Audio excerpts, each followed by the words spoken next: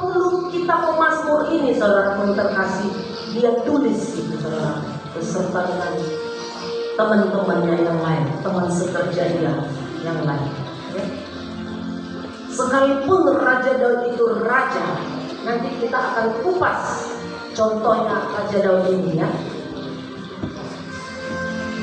Belum tentu juga dia seorang raja itu tidak melakukan dosa. Nah, nanti kita akan kupas, saudara terkasih. Ya.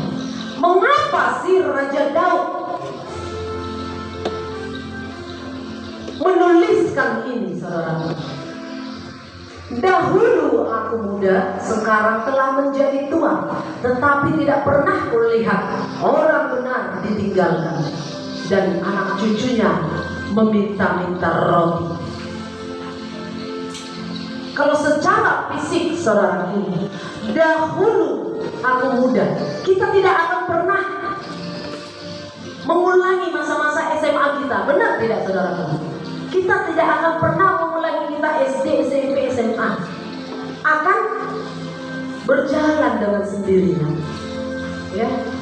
Tapi alangkah mirisnya, saudaraku yang terkasih, waktu itu berjalan hanya dengan secara fisik saja. Ya, mulai dari kita lahir, bayi, anak-anak, remaja, orang tua, kakek nenek, rentan, lalu innalillahi, ya, kuburan. Benar. Nah, Raja Daud tidak mau menginginkan kita hanya berubah secara fisik. Karena itu dia menuangkan ini, saudaraku. Di pendahuluan ini saya akan memberikan contoh Raja Daud ini, saudaraku, sebagai pembelajaran kita. Ya. Kalau secara pribadi yang kehidupan Raja Daud ini, saudaraku, ya, tercermin, tolong cermati ayat tadi, perhatikan di ayat 25 itu, ya. Ayat ini berbicara tentang arti dari kehidupan. Karena apa? Gagasannya tentang dinamika kehidupan. Pemahaman apa sih arti makna daripada kehidupan kita ini, saudara? Ya. Ini yang dibahas tentang kitab Raja Daud ini, saudara. Bagaimana kehidupan kita kelak, nasib kita kelak. Apakah kita hanya berubah secara fisik saja, saudaraku? Alangkah mirisnya, alangkah sayangnya, saudaraku, ya, kalau kita berubah secara fisik saja, ya, alangkah sedihnya. Gak ada arti hidupmu kalau engkau dilahirkan orang tuamu, ya, bayi, remaja, orang tua, dewasa, sampai rentan, sampai dipanggil Tuhan, tidak ada perubahan dalam hidupmu. Gagal hidupmu, saudara. Sia-sia hidupmu selama hidup di dunia ini. Ya. Karena apa, saudaraku? Hidup ini tak akan terulang lagi, saudaraku. Karena hidup ini hanya cuma satu kali. Tidak ada kehidupan kita 2 atau 3 kali diberikan Tuhan. Yang salah, saudara. Nantilah, tunggu tua baru berubah, tunggu tua baru bertobat.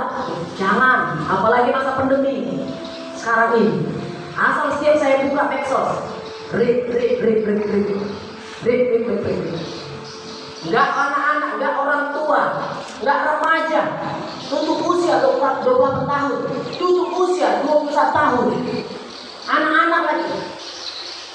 Ngeri. Ya, saudaraku.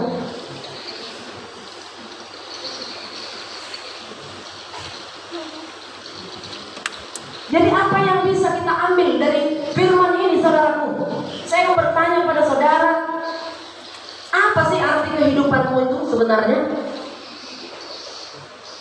Apa sih, bagaimana sih hidupmu? Apa tujuan hidupmu, saudaraku? Engkau dilahirkan hanya begitu-begitu saja. Ya, inilah yang akan disampaikan ya Raja Daud kepada kita, kepada jemaatnya ya, yang dikasihi Tuhan, saudaraku ya. Dahulu aku muda, sekarang menjadi tua, di ayat 25 itu. Ya, kita perhatikan, kita cermati di situ ya saudaraku ya. Karena hidup ini tak akan terulang lagi saudaraku ya. Jadi tujuan kita itu hidup harus ada perubahan. Ada 3 kunci yang akan kita ambil dari kitab Pemazmur 37 ayat 25 ini saudaraku ya. 1, hidup ini adalah perubahan ya. Hidup ini adalah perubahan. Perubahan itu proses. Kita diproses ya. Kalau engkau keimananmu sekarang biasa-biasa saja ya, coba tolong kuncinya buka hati. Buka hatimu ya. Karena kita diproses oleh Tuhan ya. Kalau engkau sekarang ini biasa-biasa saja, coba next level, pelan-pelan ya. Karena di kitab Roma dikatakan harus kita hidup di dalam roh dan kebenaran akan firman Tuhan. Kalau kita mengikuti kedagingan kita adalah mati, perseteruan dengan Allah, tidak ada koneksi dengan Tuhan. Kalau kita mengikuti kedagingan kita, saudaraku.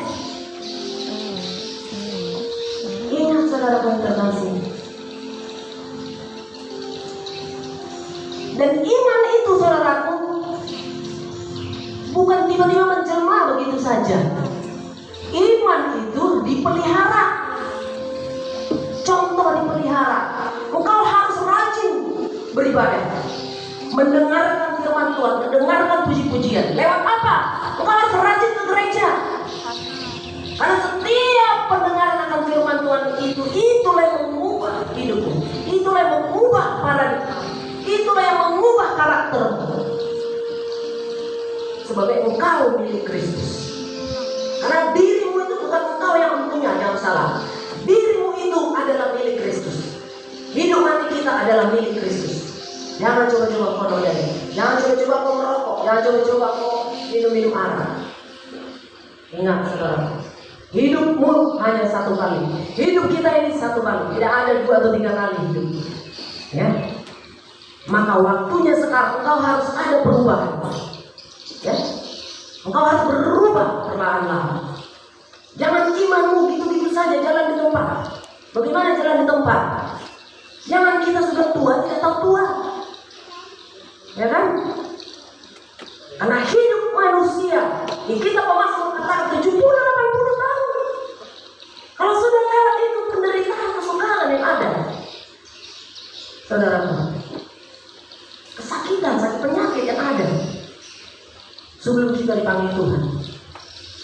Jadi mumpung kita hidup, kita ini diberikan kesehatan, saudaraku, jadilah engkau pelaku firman Tuhan.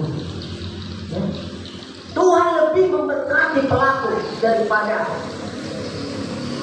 engkau harus bisa melayani. Jangan engkau dilayani terus. Itu tujuan Raja Daud ini, supaya kita ada perubahan. Dahulu aku muda, sekarang menjadi tua. Tidak pernah kulihat anak cucuku meminta-minta. Yuk kita bahas kembali saudaraku. Jadi bagaimana kelanjutannya saudaraku? Kalau hidup manusia itu haruslah mengalami perubahan. Ya, jangan perubahan fisik saja saudaraku yang terkasih. Ya, kita bakalan berubah ya. Kita bakalan tua dan kita bakalan mati. Tapi alangkah sedihnya kalau perubahan fisik itu saja yang kita alami secara jasmani, ya, tidak mengalami perubahan secara rohani, ya. Contoh Raja Daud itu saudara ya. Coba lihat, perhatikan riwayat hidup Raja Daud itu. Ya. Pada masa dia remaja saudaraku ya, dia sudah menggembalakan domba. Dia sudah seorang gembala muda saudara. Ya. Coba bisa kita lihat bagaimana kisah Daud itu. Coba tampilkan 1 Samuel 16.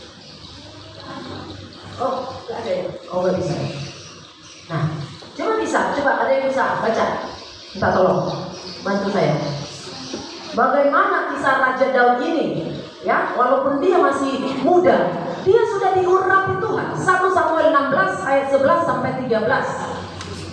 Ya, Daud ini dikenal sebagai raja yang baik, saudaraku. Ya, ia menaklukkan Yerusalem dan menjadikannya itu ibu kota Israel yang baru. Itulah hebatnya Raja Daud pada saat itu. Ya. Dia juga seorang pelopor, seorang pahlawan, ya, seorang yang mempelopori pembangunan Bait Allah di Yerusalem, saudara. Ya. Dan dia terkenal, dan dia juga dikenal. Dia seorang penulis daripada kitab Pemazmur ini, dan nyanyian, pujian, kidung agung, ya, banyak dia tulis, saudara.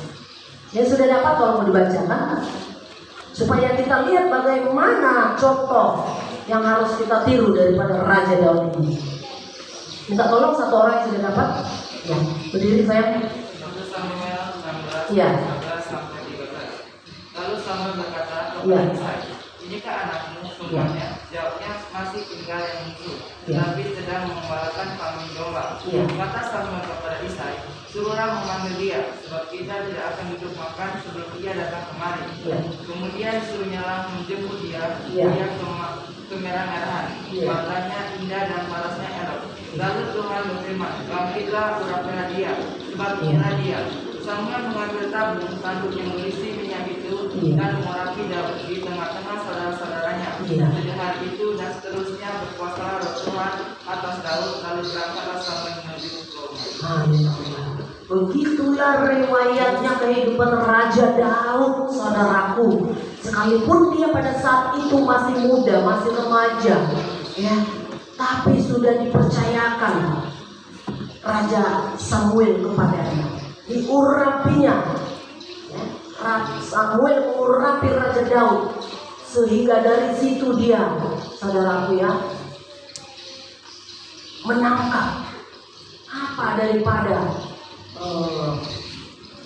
penglihatan, nubuat, wahyu-wahyu, ya, dari sejak itu, ya, dia kemana-mana. Itu contoh yang harus kita pelajari oleh Raja Daud ini, saudara. Contoh yang kedua siapa, saudaraku? Tuhan Yesus. Coba lihat kehidupan Tuhan Yesus. Mulai dari dia lahir, bayi, perjalanannya, pelayanannya sampai dia disalib. Ya.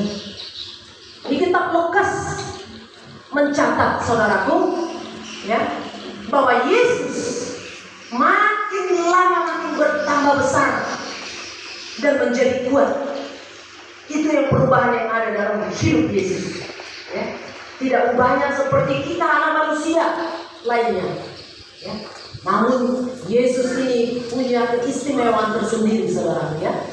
Dia mempunyai perubahan secara sempurna, saudara. Itulah Tuhan kita, ya, yang menyelamatkan kita, ya. Jadi bukan sengaja perubahan secara jasmani saja, saudaraku, ya, melainkan kepribadiannya tercermin, karakternya, ya. Kita harus tiru seperti Yesus, saudara, ya. Kasihnya, kemurahannya, saudara, pengorbanannya, ajarannya, apalagi, saudara, patut jadi panutan, jadi teladan, ya. Karena apa? Karena Allah begitu mengasihi dia. Itu yang bisa kita harus lihat, kita harus contoh, ya. Tuhan Yesus, Raja Daud, ini contoh pelopor-pelopor menjadi panutan, ya, yang maha kudus, yang berkuasa di bumi dan di surga. Itu juru selamat kita, Yesus Kristus, ya. Seperti halnya Yesus, kita pun harus ada perubahan.